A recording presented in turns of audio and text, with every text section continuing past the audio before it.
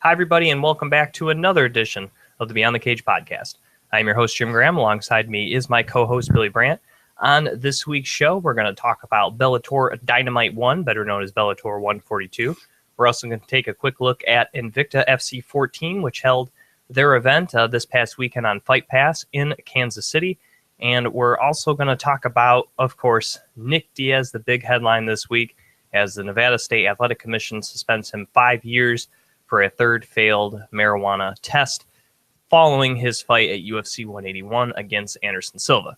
Once again, I'm your host, Jim Gramm. Alongside me is my co-host, Billy Brandt. You can follow him on Twitter at WBrandt21. You can follow me on Twitter at Jim Gramm. And let's start first right away with the headlines. Nick Diaz finally had his hearing. It's only been about 8 months, first of all. So let's get that straight, that it took him this long to finally deal down the punishment. What officially went down was he was fined 33% of his $500,000 show money from his UFC 181 fight. So that gets around to $165,000. And this will be his third suspension for marijuana. And he ended up getting a 5-year suspension. But kind of looking over a few things, and most people know this because it's outraged most of the mixed martial arts community, regardless whether you're a fan of Nick Diaz or not. Just kind of a fan of justice, I guess. Looking at the tests that actually got him to this point, he had 3 different tests, which were analyzed by the WADA-accredited Sports Medicine Research Testing Facility.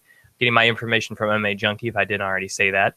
And he failed the second test, which was not analyzed by that company. It was analyzed by a company called Quest Diagnostics. And so he passed 2 out of the 3 tests. This Quest Diagnostics was not a WADA-accredited facility, and it looks as though there's some questions surrounding that test. And also, I'm getting this information from a Facebook blog known as the MMA Outsiders. I believe they got this screenshot. It's on their Facebook page, MMA Outsiders. They have a screenshot of the Nevada State Athletic Commission new guidelines, which just started, I believe, a few weeks ago. So this is brand new, that the first offense for marijuana is an 18-month suspension and a 30 to 40% fine to fighter purse. Second offense, 24 months, 40 to 50%. The third offense, which is where Nick Diaz would lie in, would have been a 36-month suspension and a fine of 60 to 75%. And the fourth offense would have been a lifetime ban and a 100% of the fighter's most recent purse. So even looking over those guidelines, which technically Nick Diaz doesn't qualify for because those started after his fight at UFC 181. So even looking at their new guidelines, if they went by their new guidelines, I don't know where he's at. 5 years is not even listed, and he did not get 60 to 75% of his purse. So just looking at the new guidelines, he doesn't fall in that. And I think even in the old guidelines, he wouldn't have faced that many years.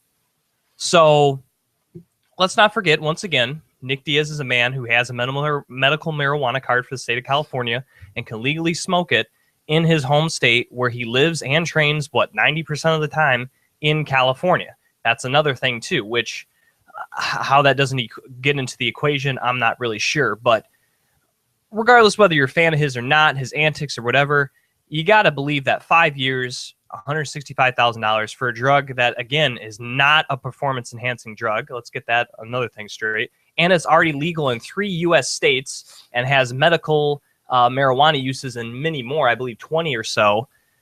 It's a little ridiculous. This whole thing is so infuriating. I mean, the more I watched into it, I don't think they had any guideline of this. I think they showed a clip of one of the people that were on the board, and after he was whispering to the guy next to him the disrespect, they went out there and they tried to fight it, and the commission did not like that. And I feel like they tried to make an example but really, I mean, they had no just reason to give him at all. Honestly, I thought he was going to walk away with nothing the way the case was presented, and it seems real ridiculous, but it seems like they just got frustrated because he came in there with the team, he didn't make himself look stupid, which I think they wanted. The way they were asking the questions, he just kept pleading the fifth, and then his team took care of it. And I think they just tried to make an example and say, hey, you want to treat us like this? But basically, it's just because he didn't give them what they wanted. And it's really ridiculous. It's not right. This whole thing is so frustrating to me, but it's not right at all. And I hope they go back and there's appeal and some things get changed, because there's definitely a lot of funny stuff going on in this situation. Now, you can watch video of it. I'm sure if you search it, or I believe MMA Junkie has it, probably other media outlets have it as well, the video of the actual hearing. And a lot of people are pointing towards one person in particular, Commissioner Pat Lundvall, if I pronounced his name correctly.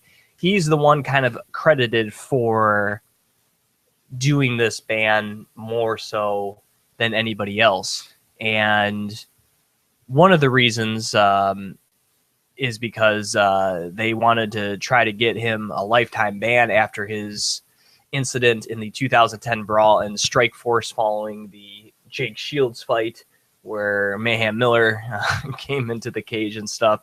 So,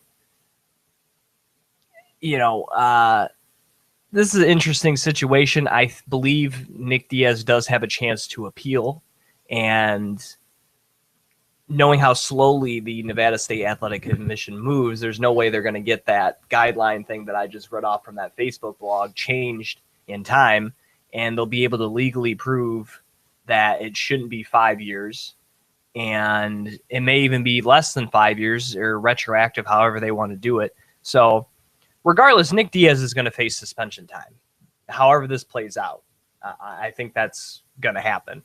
And I'm not saying that all the tests were correctly done. I'm not sure how all that processes go, but they have a failed test. It wasn't WADA approved. Maybe they can get it lowered or something. You know, maybe there's something they can do. But I think regardless, obviously he's already been off the shelf for 8 months. So however this gets resolved, he's not going to fight until then. So whether or not an actual suspension so takes place, he's kind of serving it right now. Yeah, because I know there's some things with that second test was tampered with, so they don't know about that. But even if he goes to appeal, it's probably going to be another 8 months. Who knows how long it stalls out? So he probably won't fight for over to like 2 years anyway. And let's not forget, he's already over 30 years old, now 32.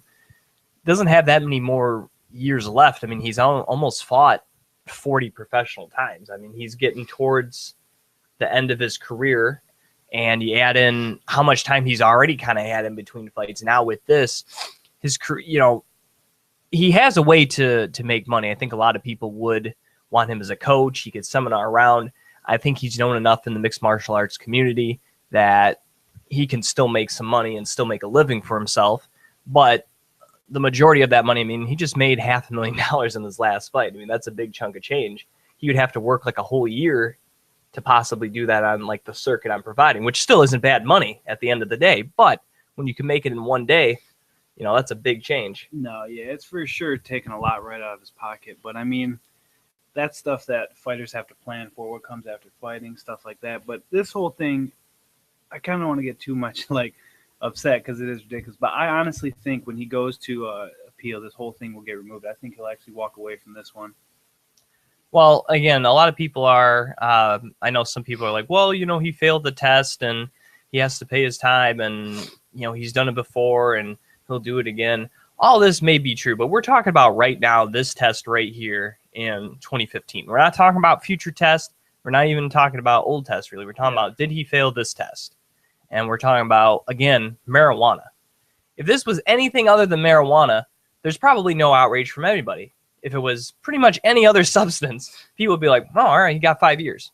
No one would bat an eye on it. But we're talking about, like I said, a substance that he can legally use in his home state. He has the proper documentation for it.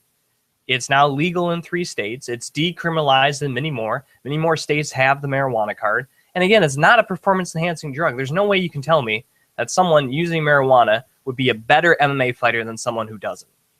There's no way.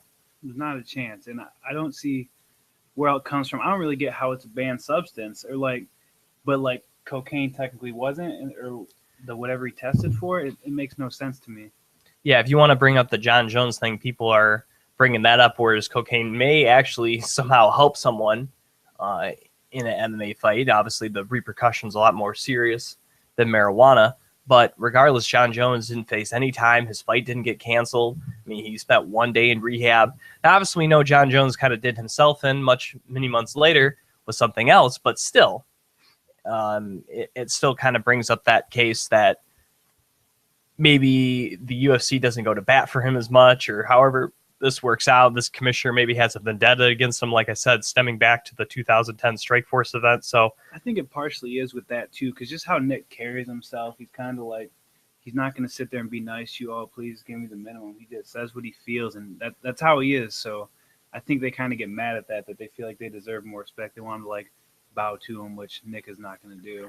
And also, when you mentioned he pleaded the Fifth, I guess there was a report he pleaded the Fifth Amendment 27 times during this hearing, which got people playing the old Chappelle Show skit with him pleading the Fifth, F-I-F, Fifth, and stuff like that. So that was kind of his version of that. So, of course, that's the big headline this week, and a lot of people are using the free Nick Diaz hashtag and T-shirts. You've even seen people such as Gina Carano coming to the defense of Nick Diaz, and many other former and current MMA and UFC fighters have kind of come to the aid of Nick Diaz. So I gotta believe an appeal is in the process, and like I said, it will be reduced, but at what cost? Because it's probably the way this commission moves. It's going to be a while. I just wish this would have happened in California, where California seems to have their act together, or even they haven't done many big events in a while, but I still think the Ohio Athletic Commission does a fantastic job for the events they have done. And I believe future events, they really run a tight ship over there in Ohio. So I got to believe it was like in Ohio or California, this stuff would already be done. For whatever the reason, Nevada being the biggest and the largest, and where all the big fights are, you would think they'd have more people on staff or be able to do this quicker, however the process go. And for whatever reason, they just don't get stuff done. And I think now that they have a chance to get something done, they finally get around to it, they do it wrong. Yeah.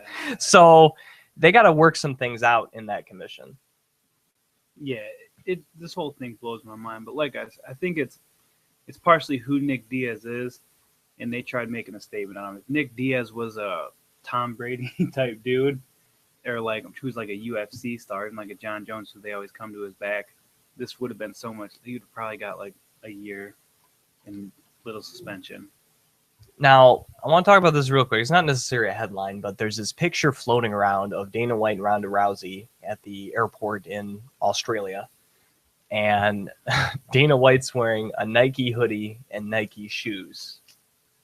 They better. And he's talking all about Reebok and how Reebok's the best and the fighters can only wear this. I understand it's on his downtime, but you probably shouldn't be wearing Nike, or at least that openly. If you wear Nike shoes, okay, he probably already owns them. He's not going to then throw away shoes, even though he's a gazillionaire and can get other shoes. But the hoodie's fairly obvious with a huge swoosh on it. And you see Ronda wearing kind of like Reebok pajama pants. So she's still supporting Reebok, even though she just flew on, a 15-hour or however long a flight from LA to Australia. It's not short, I can tell you that much. So she's still repping Reebok. But the guy who actually signed the deal for these fighters can't. Reebok's going to remove his jersey off their website. They're going to give him the Brendan Schaub treatment if he keeps that up. So if you haven't seen it, search it. You'll see it and see what I'm talking about. I'm pretty sure it's not photoshopped, from what I can tell. If it is, then I guess I was wrong, but it didn't look photoshopped. It wasn't like that Betch Kohea photo that kind of floated around, or even the Cyborg Misha Tate one where they're in that movie and they're like, see, Cyborg's like 1,000 feet tall or whatever. So then that kind of leads to my next point. Cyborg is apparently trying to attempt 140 in her next Invicta fight. And this was kind of brought up when we did the Q&A, Billy, a couple weeks ago. People asked, is her first fight at 35 going to be in the UFC? And I said, no, probably not. It's going to be in Invicta. And here we are just, a few weeks later, and she now said that she's going to try to make 140 in Invicta, which is, again, where I think it's going to take place, even probably her first fight at 35. I kind of like the test at 140 first, because if she has trouble making 140, there's no way she's going to get the 5 extra pounds. So I like her attempt. She's trying to go about the right way, and if she can make 140, do another test fight at 135. And if she can do that in Invicta, I don't care who she fights or who she beats. You can get her in the UFC. You want to put her for a title right away? So be it. I have no problem because that's the big money fight. People want to see that fight. But let's make sure she can make 35 before anything happens. And at least Cyborg's finally backing up her words, trying to get down and fight Ronda. That way it can be for the title fight. I know we talked about catch weight, and if she really wants to fight, she may have to move up and whatnot. But at the end of the day, Ronda is the champion. She doesn't have to move up if she doesn't want to. Yeah, 100%. I wish she would, but she doesn't have to do anything. And for Cyborg, this shows a lot in her actually making that step forward, not just saying, I'm going to make the cut, I'm going to make the cut. She's doing what she has to do. She's doing it at 140 first. Cool. Maybe that means we still have a chance to see a catchweight fight if she wins that. Or like you said, maybe she goes on to try and do 135. And no one's going to be mad at an immediate title shot. I mean, who else are you going to give Ronda? And everyone wants to see the Cyborg fight, so I would not be mad at all. I kind of hope that's what happens. But if she makes 140, performs well, we'll see where it goes from here, whether it's they try and set up a catchweight there or they try and see if she can get that extra 5. But either way, it's exciting news, and it's a good step forward for her. Now, speaking of the title picture, there's a rumor, true or untrue, I'm not sure, but we've had him on the show before, that being the Funk Master, Aljamain Sterling. Whether he's having fun or whether this is actually true hasn't been confirmed yet, but he's saying one of the reasons that Miesha Tate did not get that title shot here at the end of the year instead of Holly Holm is because her boyfriend, Brian Caraway, has been turning people down at 135. Rumor has it that he's already turned down fights against Uriah Faber. Sterling's wanted Caraway for many months. In fact, when we interviewed him after his win in April in New Jersey, he wanted Caraway then, and that was before he even had the fight booked, I believe, with Eddie Wineland. So Sterling's wanted Caraway for a while. That fight still hasn't materialized, and I believe Caraway's turned down a couple other fights here coming up to the end of the year. And Sterling was saying that Uncle Dana told him that's the reason why Miesha wasn't getting the shot, is because her boyfriend was turning down shots. Now, knowing the Funk Master, he likes to joke around, have fun.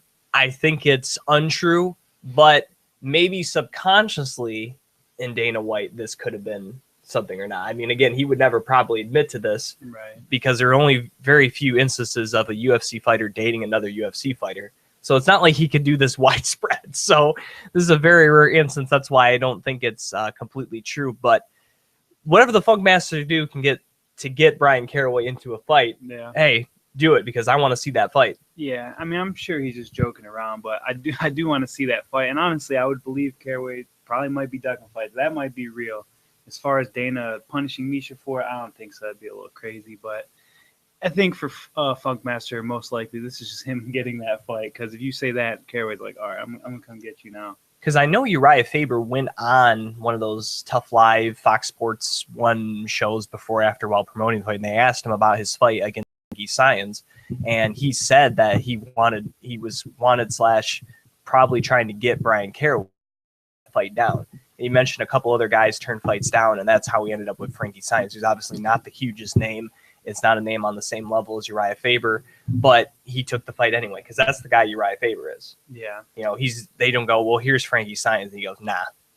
Yeah, so he took the fight, and good on Uriah Faber, because he could have just said, you know what, I know I'm coaching on the Ultimate Fighter, but I got to have someone on my level. Yeah. And he just said, all right, let's take this kid, Frankie Science. So I applaud Uriah Faber for taking the fight, because a lot of other fighters might have kind of held out in that situation. But at the same time, that's how I know Caraway's been ducking fights. Uriah Faber, for what I've known and what I've seen of him, he's a pretty trustworthy guy for what I know. He usually, well, besides the whole Dwayne Woodley thing, that would have went a little wrong in it. But other than that, he's a pretty good guy. Yeah, I've never seen nothing from Faber to think he's wrong. I don't it's not like I know the guy, but I mean, he is that type of dude. He'll take any fight, and I doubt he's wanting to take a fight against a lower opponent. He's for sure at that point in career where he's trying to take the biggest fights he can. I mean, when you come off of Frankie Edgar or something like that. So I can't imagine that he didn't get this fight without a couple people saying, no, I'm good. Like, it's the only fight they could make. And really good on him to take it, because there's so much to risk for him being towards the end of his career. If you take a loss versus one of these young, not big names, I mean, that's sort of like the end of it for you. So it's a big risk, but he'll fight anyone, so you got to respect that. All right, let's get to Invicta 14 this past weekend from Kansas City, Missouri at the Municipal Auditorium, shown live on the UFC Fight Pass, headlined by Tanya Evinger against Pani Kinzad, if I said that correctly. Anyways, Evinger, very dominant, ends up getting a TKO victory in the second round. Pani actually missed weight for this fight, Avenger did, but made it on, I believe, her second or third attempt. So she was not stripped of her title or anything like that, but it became a non-title bout with Pani missing weight. Didn't really matter as Avenger pretty much destroyed her. Wasn't much of a fight there. Looking at some of the other big fights, you had J.J. Ulrich. Boy, very impressive victory, knocking out Rose Escovedo in the first round. And also Rose had a lot of, Rosa rather, she had a lot of headlines entering this fight when she stepped into the cage as she wore a cat onesie singlet. So obviously that didn't work out for her. If you haven't seen pictures of it, it's one of the most interesting outfits I've seen a fighter wear before. And maybe she won't go with it again because obviously getting knocked out in the first round is not simply typically you want to repeat. Yeah, I honestly didn't see that. I didn't see it. It's pretty bad, dude. I can't lie. We usually do the show Wednesday, so I haven't got around to this full card. But from the stuff I seen the knee highlights, and it was pretty brutal stuff. So good fight for her. And I mean, sucks for Rosa because she had a little internet behind her. But you know how the internet loves cats. Yeah. So the cat power did not work, which is surprising again because it was streamed live on the internet. So you think that would have helped her, but J.J. Aldridge said no, sir, to that. So also a big win for Aspen Lav as she beat, unfortunately, our hometown girl there and Amanda Bobby Cooper, making her long-awaited Invicta debut. She trains here in Hollow, Michigan. So fortunately, our Michigander did not win. Also, big win for Jin Yoon Frey, if I said that correctly, as she defeated Lightning Liz McCarthy. Pretty big victory there. Also, longtime veteran Cindy Danoy kind of beat one of the big newcomers onto the scene here for the 145 division, and Megan Anderson, as she was able to defeat her in the second round via triangle choke. Also, Andrea Lee, kind of one of the rising stars here for Invicta in the flyweight division, taking on another one of their big kind of rising stars, Rachel Ostrovich. Unfortunately, Ostrovich missed weight. Didn't matter. KGB just dominated Ostrovich from start to finish, officially credited with the armbar victory. Just 2 seconds left in the fight. Just a very dominant performance there by KGB. How many people on this card missed weight in total? I think 4 or 5 missed that's weight, including obviously the champion and the challenger. That was the big 2. That's really tough. I mean, I don't know what's going on. I don't want to say Invicta for this card, but I've never seen, I think, that many people on one card miss weight. It's definitely a lot of people have different theories and whatnot. Women don't cut weight as much. Most of these are younger girls. They don't cut. They're just still learning out the process and weight cutting and so on and so forth and stuff like that. So regardless, at the end of the day, you're a professional. You got to try to do your job. And it's something obviously Invicta is going to have to work on to maybe make harsher penalties or something, or maybe try to get more experience. I don't know, whatever the case may be. But if they continue having 4 or 5 every fight, that's obviously not good. And they'll have to change some things around. But again, big win for Andrea KGB Lee. And then we had Roxanne Modafferi, another win at 125 as she's able to knock out Marina Murray in the third round. I got to believe she gets a title shot at Barb Honchak, another victory here at 125. I mean, I don't know how many more people Invicta can feed her, add on that she's already kind of one of the bigger names in Invicta. I got to believe her against Barb Honchak happens soon here, unless Honchak, who again doesn't really cut weight to get to 125. I have a feeling we've had Barb on the show before. She has to be thinking about trying to make 115. So that's the only thing I could see that could stop her, at least from fighting Barb Honchak. Now, Roxanne fighting for the title should happen regardless, but that is something I got, because we haven't seen Honchak here in a while, so I got to believe that may be something she's thinking about to try to make at least one a run in the UFC. But if not, if she wants to have one more fight, I got to believe Roxanne Barb Honchak is going to be a headline Invicta event here pretty soon. Yeah, maybe. I mean, when you come off a knockout win, TKO, you probably deserve it. Maybe, like you're saying, they will do that last fight. She defends it and then makes a cut to 115 and tries making the run at the UFC. Because looking at Honchak, or rather Roxanne, she's now won 3 out of her last 4 fights since moving to Invicta. I believe the Tara La Rosa fight might have been at 135, but so far 2-1. She did lose to Vanessa Porto early this year. That was by decision. But with her name, I think that helps her carry. And I don't think anyone would be disappointed or up in arms if Roxanne Modafferi gets a shot at Barb Honchak. I think that a lot of eyes would be on that fight. Also, in the co-main event, speaking of missing weight, Deanna Bennett, who used to fight at 125, she did miss weight for this fight at strawweight. Beats Katja Kankampa, and a lot of people kind of up in arms about that. They thought Kankampa won the fight. Afterwards, it's come out that Kankampa is now going to retire. Very interesting. Who I believe is still relatively young in the sport. I mean, she has under 20 professional fights. Looking at her, yeah, she is 34, so, but only 14 fights professionally. Gets this loss. She decides to hang it up. I don't know how much this loss had to do with it in a fight many thought she'd won, but I think she maybe could have stuck around for a little while. She might have gotten the UFC. She's already one of the highly ranked strawweights in the world. I think even with the loss, she could have probably still got into the UFC if that was her goal. But at least as of right now, it looks like she retires, and Deanna Bennett kind of gets a little bit of a luck victory, and even she admitted it in her post-fight press conference. Yeah, it's kind of, I don't want to say a bad victory. There's no such thing as a bad win. But, I mean, when you win a fight and a lot of people think you lost, and then on top of it you missed weight, it's going to really hurt you going forward. I mean, what they do with her, I don't know, but that's never a good thing. When you get that decision but people think you lost, usually the company, at least the UFC, they treat it kind of like they keep you right where you're at. And then when you miss weight on top of it, though, that just puts a lot worse to your name. So that's one thing Deanna Bennett will have to try to look at coming forward is strawweight still the class for her? She's still going to try to make that weight class, because obviously she's trying to make the weight class so she can get into the UFC, because right now they don't have a 125, even though she was doing good at 125.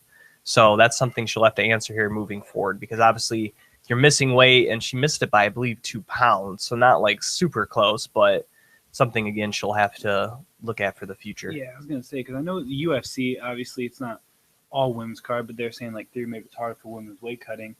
I don't know if I remember a women's fight in the UFC where they've missed weight. I can't think of one off the top of my head, at least, with any of them. So it has happened a few times. I know Aisling Daly's missed weight. She's had some trouble as well. Most of the 35ers usually make it, but the 115, I know I was at the weigh-ins there for Nashville. I believe Sarah McMahon missed it on the first attempt, but that's one of those things where for the female fighters, they don't take off the underwear and do it with the towel, because they got to take off the top and the bottom. So I got to believe she made it on her second attempt. Once they did that behind closed doors, she made the weight. And that's probably fairly more common with women than it is with men, because they just do the towel thing. They don't really do that for the women. Yeah, that makes sense. And yeah, I don't know, but like if you want to come over to the UFC, there's one thing they hate. It's not missing weight, because that's like, it's your job. You show up and you show up on weight. So make sure you get that together if you're trying to make a World Series run. I mean, I just read that headline, a UFC run. All right. Well, coming up this weekend, as Billy leads us into our next point, World Series of Fighting 23 this Friday. It's kind of a switch. We have World Series of Fighting on Friday, Bellator on Saturday. Usually World Series of Fighting on Saturday, Bellator's on Friday, but they kind of switched that around here. Looking over the card, some notable names. Brian Foster is fighting on the card. Ben Fodor, if you don't know who Ben Fodor is, he's also known as the superhero known as Phoenix Jones, patrolling the Seattle area. So I'm interested to see Ben Fodor. He's fought in World Series of Fighting before. First fight didn't go his way. I'm really looking forward to his second fight. And the dude's a superhero, so kind of right up our alley if you can't tell the toys and stuff I got around. So excited for that. Also, David Branch will be fighting Teddy Holder for their inaugural light heavyweight championship. And if David Branch wins, he'll become the first person in a major MMA organization since Dan Henderson to have a title in 2 different weight classes, as he's already their current middleweight champion. So a little bit of history, actually, if David Branch wins. And the way he's kind of been going lately, I expect him to win, and taking on a guy in Teddy Holder who probably most people are not giving him a big chance to win. I mean, everybody has a puncher's chance, but I wouldn't be surprised. That probably should be David Branch. And then, of course, we're getting the rematch, which I don't know if it was deserved by Luis Palomino. I think it was just simply because it was an exciting fight and it was a lot of fun. But we get Gaethje against Luis Palomino 2 for the World Series of Fighting lightweight championship. Excuse me there. And that's the fight everyone's looking forward to. And I don't see much difference from the first one, but it still should be entertaining. Oh, yeah, for sure. And I mean, to make a point on the Branch thing, too, it's impressive. I mean, I know it's not the UFC, so it's not like a Dan Henderson or whatever, but to do that in any fight league or whatever, when you move weights, the statistics are like always kind of bad. Like they never make that run. So to do that is impressive. And this is a good card for World Series. I like what they're doing too. They're finally not battling with didn't they put their last one on the night of a UFC pay-per-view? I believe so. Yeah, or even Bellator. So they're kind of staying on that nice Friday night. So it's good by World Series of Fighting. It should be an exciting, fun card with names like Ben Fodor, who a lot of people have attention on him. I'm excited for it Friday night. Also on the undercard, believe it or not, they have a couple of notable names. Clifford Starks is fighting on the undercard. Estevan Payan is fighting on the undercard as well. I believe those guys have fought in the UFC before, so I don't know if they'll end up showing those fights. There's a couple notable names on the undercard, which for World Series of Fighting usually doesn't happen. Yeah, so the fact I even recognize two names is pretty incredible. And I know a few names. So that's World Series of Fighting. That's going to be on Friday, September 18th, NBC Sports Network.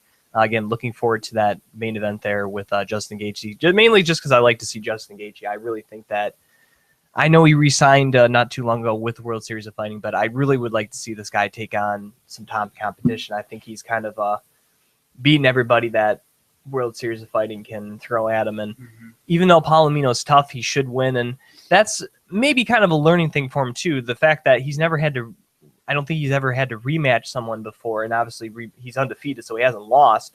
So I wonder how much of an edge is there for Gaethje. This is really, to me, a battle against himself. Can he go out there and deliver that and not really, worry about, I already beat this guy, I can mail it in, right, or something like that. So I think this is for a young guy, young champion, I think this is a good mental thing, because if he can kind of pass this test, against, again, a guy that does have a puncher's chance for sure, and a guy he's already beat, again, if he's got to get out of that contract, I think, because if he beats Palomino, I don't really know who is left for him, to be quite honest. How many? He'll be 15-0 if he wins that? Yeah. To me, you have to send him over and put him up against the top guys in the world. No disrespect to World Series, but obviously. And I don't know the stipulations on his contract or what. How many fights was it? I have to look when he resigned, but I want to say it was before. Let's see. I think his last fight was Palomino.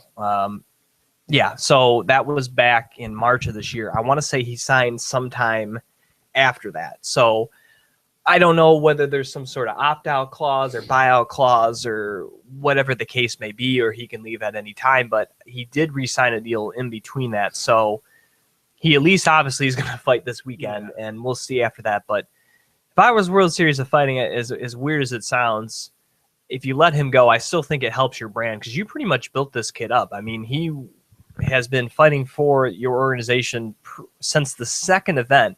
In his first ever fight, no one has ever heard of this guy. He comes in and beats a guy the caliber of Jay-Z Cavalcante and knocks him out in the first round. And he goes on, then beats guys like Dan Lazone, Nick Newell, Melvin Gillard, now Luis Palomino, probably Luis Palomino again. He's also beat a guy UFC fans remember in Drew Fickett. That guy fought in the UFC for a couple of years. So, I mean, this guy has just been getting better and better as his career has gone on. And the incredible thing about him, you looking over his record, he has two decision victories, to his credit, out of 14 wins. He has 12 finishes. It's pretty incredible. Like one of them was Melvin Gillard, right? That was one decision, yeah. So tough. I mean, yeah, he's 26. You got to send him to the UFC at this point. I mean, I think it helps your brand, because if he goes over there and he does well, now people are looking at World Series fighting like, oh, these are like the future. They have serious competition that can come over and compete. I don't know. I think it's good. I mean, obviously, if you have like a star, you want to keep them. But I think for the future, it proves your brand more. Like, no, these aren't lower tier guys. These are top guys in the world, and they can compete with any fighters in the world. And he's already training with a lot of UFC guys at the Grudge Training Center there in Colorado. Yeah. So it's not like he's not training with UFC talent or doesn't have connections to the organization or something. So we'll see. But yeah, he's definitely an exciting guy, and probably, to me, the face of their organization now that Rumble and Orlovsky are no longer with the company. Yeah, for sure. But like I said, if he comes over to the UFC, gets a few wins, people take World Series of Fighting more serious. They say, all right, these aren't just lower tier organizations. These are top guys in the world. let's get to the big event this weekend, Bellator 142, a.k.a. Bellator Dynamite, #1, the of Glory Kickboxing and Bellator MMA in the same arena at the same time in San Jose, California. Also featuring a 4-man, one-night tournament with the winner getting a shot at the winner of the main event, Liam McGarry against T. Ortiz for the Bellator Light Heavyweight Championship. All going on in the building, and just looking over this event, of course, as I said, we got the main event, T. Ortiz against Liam McGarry for the Light Heavyweight title. Then looking at the Glory side of things, we have the Glory Light Heavyweight title fight between Zach Mokwaska, I probably said that wrong, against Salo Calavari. That looks very interesting looking over these records. Mokwaski's 13-2, Calavari's 31-2. That should be pretty interesting. Also, 2 Bellator fighters in Paul Daly and Fernando Gonzalez will fight in the Glory kickboxing ring. This will be the first time Paul Daly has fought in an American kickboxing match. He's done so over in his home country of England many times.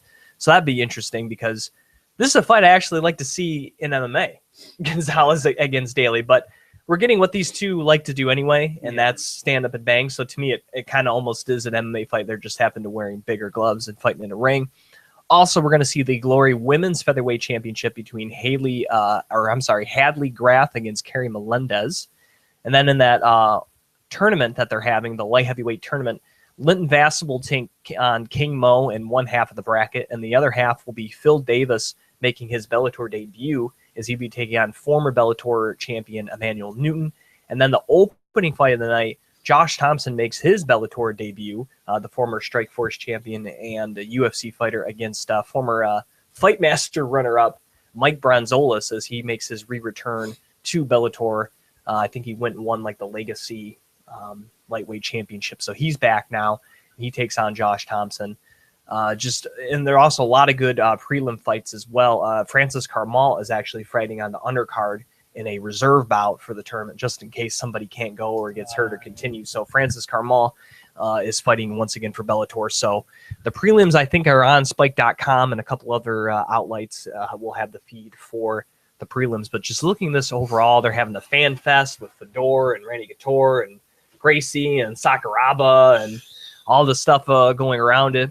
This is just a really cool event. I hope the fights are good to kind of support what Bellator is doing here with the both organizations and the Spike and the Viacom and stuff and the Fan Fest. And I just think this is a really cool event. And even if they don't do another half and half event, I like these tentpole events kind of surrounded by the little ones. I think Scott Coker's moving things in the right direction.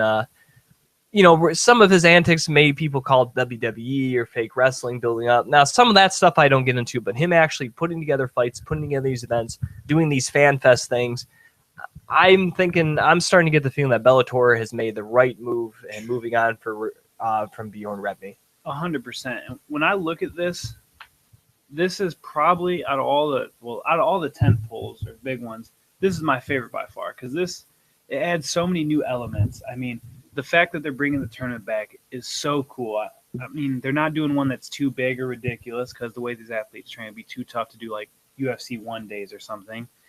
But the bringing the tournament back brings this whole inciting element.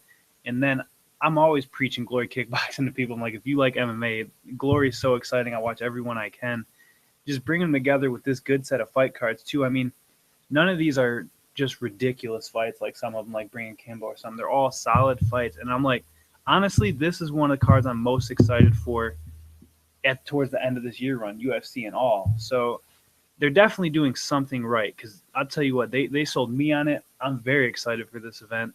And Bellator's winning me over one event at a time. Now, looking over the light heavyweight tournament, as I mentioned, Phil Davis, Linton Vassell, King Mo, Emmanuel Newton. Who's your pick to make it through and win the tournament? Historically, UFC fighters coming to Bellator hasn't been that good, actually. That being said, I think Phil Davis will be the first one to do different. I think he'll be able to grind them out, and I think he got Emmanuel Newton first round. So I think if they were on opposite sides, they would have went to the finals anyway. I think that would be the fight. So I think if it comes down, I think maybe King Mo wins. Then you kind of get a boring fight, to be honest. It's whoever's the better wrestler. King Mo against Phil Davis, It's whoever's the better wrestler, and I think Phil Davis just has that edge. He's been at a higher level, and I think he beats him. So I think Phil Davis goes on. I know he hasn't been that good in Bellator. He's kind of been a bust. I honestly think if Emmanuel Newton didn't get him in the first round, I probably would have picked Emmanuel Newton to win the whole thing because Newton is a guy that just keeps on going. Mm-hmm. He works better in a championship fight. He's proven it on several different occasions. So with these short fights, him not having that knockout power, I think hurts him in this case. And the guy to me that has the best power in this tournament is King Mo. However you want to look at it, he may not be the best striker. Emmanuel Newton probably is, but in terms of power, ending fight quickly, King Mo has it.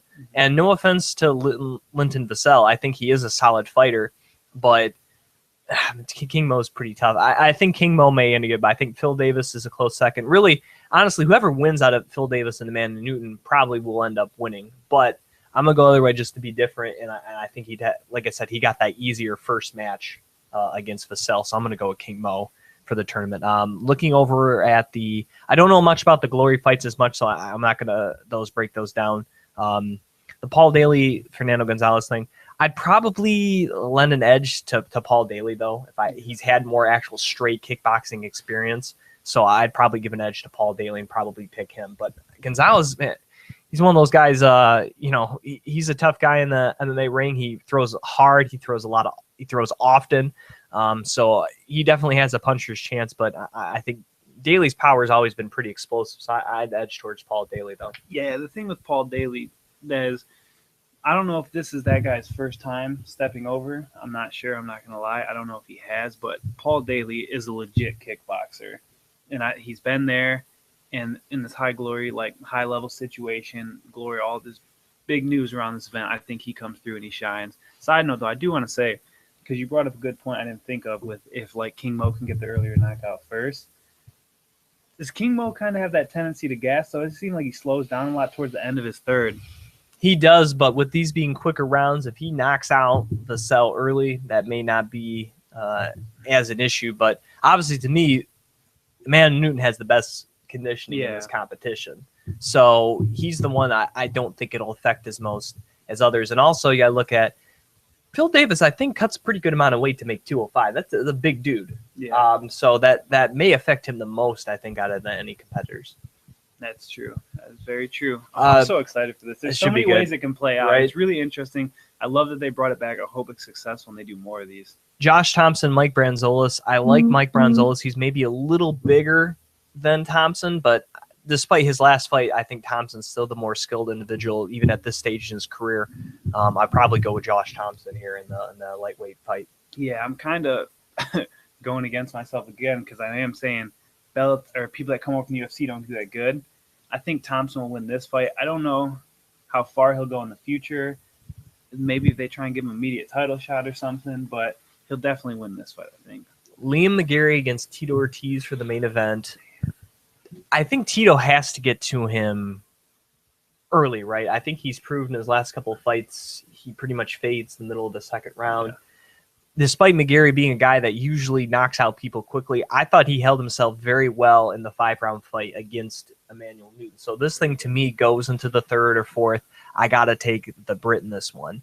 For Ortiz, he cannot stand with Liam McGarry. This cannot stay at range. Otherwise, he's going to get knocked out easy. He has to get this thing to the ground. And to me, as much as he can just there, to me, he has to work for a first-round finish because if he takes him down, just lays on him, doesn't land a lot of damage in that first round, McGarry's probably going to get up in the second round, stop the first takedown or two, and then knock you out. Yeah. So to me, T. Ortiz, as much as maybe it's counterintuitive, I think he almost has to max out in that first 5 minutes. And if he can do that, maybe he can get by Liam McGarry. But if he doesn't, if he just has a more methodical pace, I don't think he's going to beat this young kid from England. Yeah, I'm not a big Tito fan, and I'm not like anti-Tito or anything, but if he pulled this off, I would be really happy for him just because I'm sort of looking at it like a big upset. Honestly, I think at this point, Liam McGarry can take him anywhere. If Tito stands with Liam, he's in trouble. Tito puts him on his back. Liam's one of the most active guys off his back, constantly putting you in pressure, constantly throwing up submissions at you. So he's in trouble there. as a combination of it, Tito ain't going to have his chance to breathe. He's going to fade, and Liam's going to take control and probably dominate this fight. All right, there it is. There is this week's show as we recap and preview Bellator Dynamite number 1. We're going to try to get some UFC fighter interviews and some Invicta fighter interviews lined up for this week, so stay tuned to our Facebook page as well as our YouTube channel, youtube.com/Beyond the Cage Podcast. We're watching the show right now to get a look at the upcoming interviews, and we may try to blend them in with the show. We're not 100% sure yet. We're still trying some new technology, as you can tell with the microphones and the new setup or whatnot, so we may be able to pipe it in on the main show, but we'll see how it goes. Just want to let people know we're trying to get some big-time interviews coming up here. So anything else to add before we end the show? Free Nick Diaz. I think it's hashtag free Nick Diaz. My bad. Hashtag free Nick Diaz. All right. For Billy Brandt, you can follow him on Twitter at WBrand21. I am your host, Jim Graham. You can follow me on Twitter at Jim Graham. And once again, thanks for tuning in, and thank you to our partners at MMASignaturesUSA.com, the great AJ Hiller and his MMA Classic Expo coming up here in just a few weeks, and of course our friends at MMAinsider.net and MMAforlife.ca carrying the audio version of the podcast. So for them, Billy Brandt, I am Jim Graham. Thank you for listening to another edition of the Beyond the Cage podcast.